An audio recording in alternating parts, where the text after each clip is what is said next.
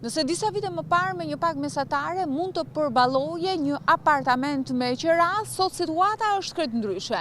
Çmimet janë rritur ndjeshëm, ndërsa qytetarët e kanë gjithnjë më të vështirë që të gjejnë një shtëpi me kosto të përballueshme.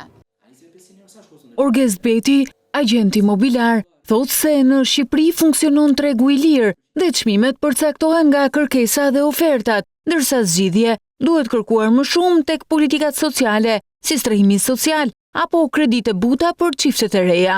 Tiranë ka dhe apartamente që janë të përballueshme, por janë, po themi, në zonat periferike, që janë me çmime të lira, por vetë kuptohet që gjithë secili në bazë të buxhetit që ka zgjedh dhe ku do të banojë. Unë besoj që ndërhyrja e shtetit në këtë rast do të ishte tek strehimi social. Beti thotë se çmimet e larta të qirave e kanë origjinën që në momentin e blerjes së apartamentit. Kemi mobilime më cilësore vitet e fundit, kemi standard më të lartë jetese, kemi parkingjet. Në tërësi këto definojnë të gjitha te kostot e rritura.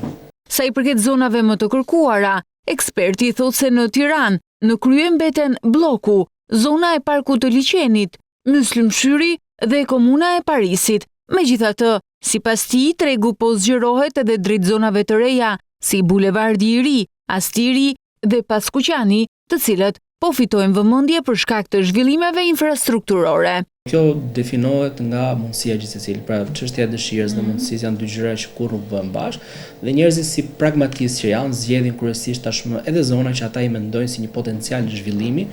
Sipas agentit imobiliar, në vitet e ardhshme Tirana pritet të transformohet në një qytet gjithnjëje më policentrik, ku kufit tradicional të qendrës do të zbehen, ndërsa zhvillimi urban do të shtrihet drejt periferive dhe zonave të reja.